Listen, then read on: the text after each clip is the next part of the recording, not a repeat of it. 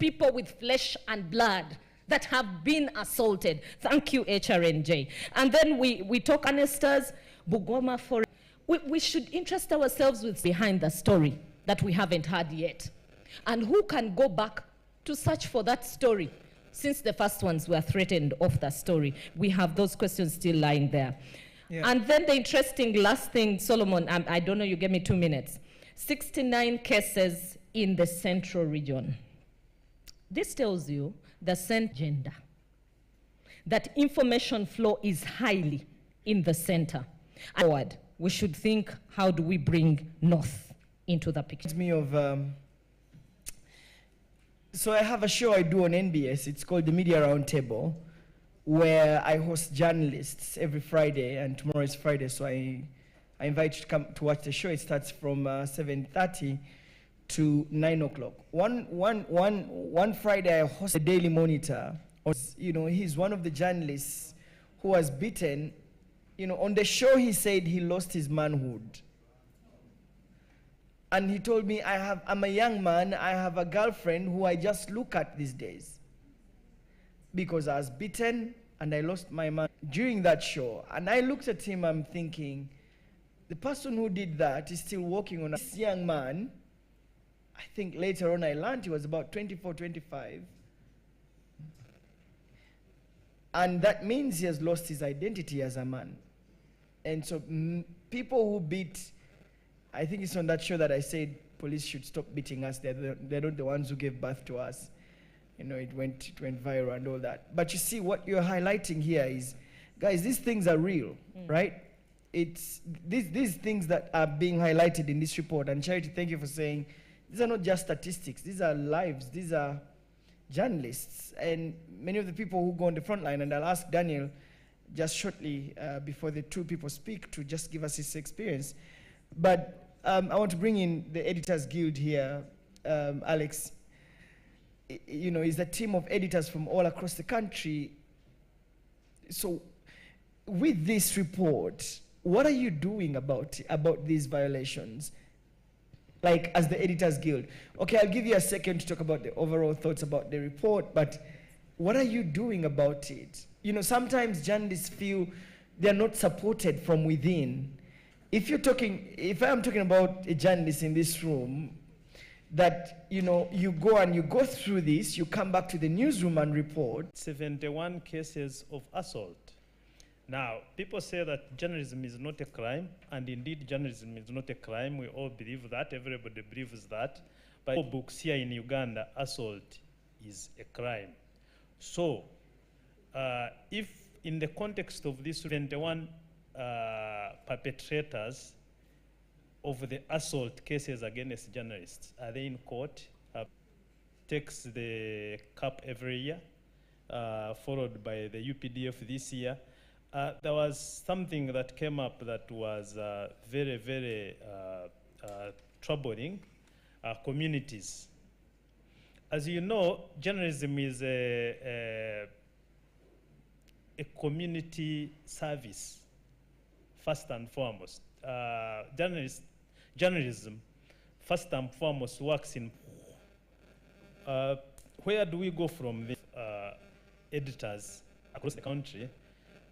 And we must have to find medicine for that, and we think that we shall be able to look at these case by case and prosecute those that our advisors think that we should be able to prosecute.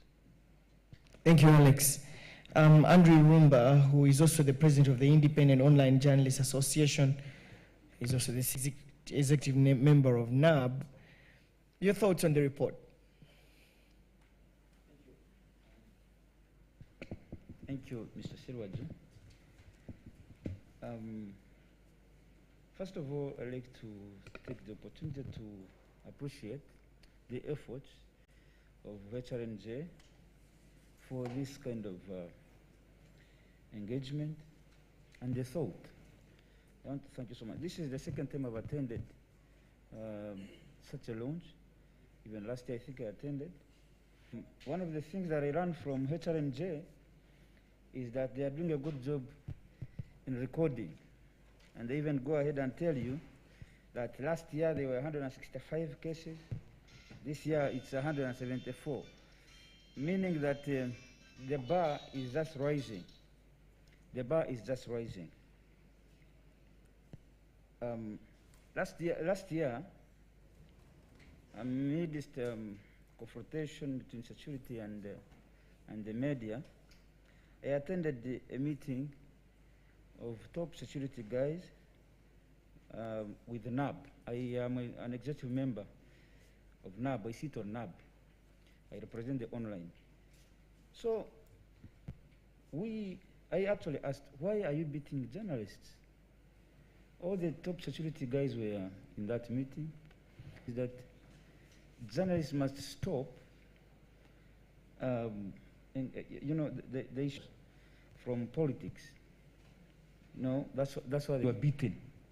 Actually, I did not even ask them beating. I told them, why are you clobbering us? Clobbering, not even beating. They said, you guys, you're also participating in politics. So when we are handling the politicians, there's no way we can separate you. Sometimes some of you are even not well identifiable. So I asked them, so what? What do we do? They said, no. I remember even telling Mr. Kin Karisa, one of the guys, that, you have a lot of politicians in your house, so you must clean your house. They did the same to NTV. They are trying to say, you discard journalists who have some political ambitions. So he rose up and said, sir, who is going to discard security personnel who are politicking? You understand?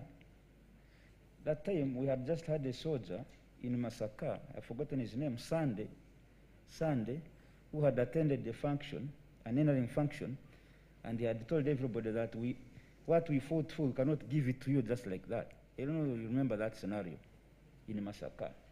So I said, now, because soldiers, the professionals, are supposed to also participate in the politics anyway. This is not even politics. So I told them, you're not supposed to participate. So they are participating. Now, who is going to chase them? Who is going to handle them?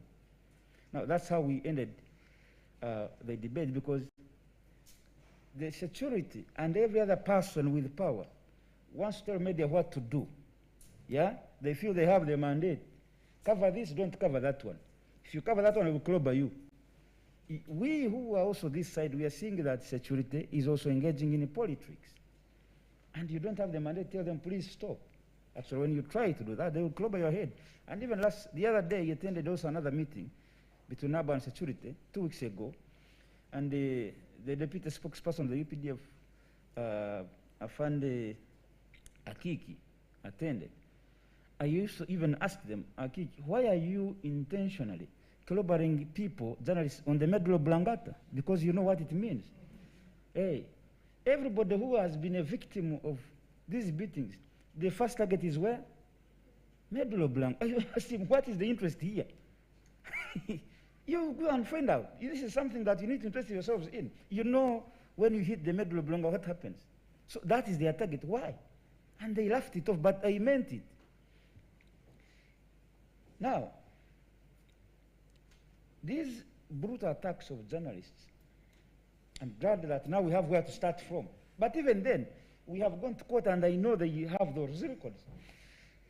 It's not going to be a job of HRNJ every other year to tell us they have. The media needs to come together and find out, after we have recorded this, Lotai has been beaten, this guy of NTV, I'm forgetting his name. 2 guys who lost their teeth during the Bob Wine campaigns, they don't have teeth now. He has just told us one who has even lost his manhood. This one doesn't have, but we are just debating about it here. So you journalists, what are you going to do about it? I remember at Imperial Royal, again it is HRNJ who invited me. I told the journalists who had attended that day, we had the same press conference at the same time with the police who had just beaten them. They first went to hours later, these journalists. And you remember, Mr.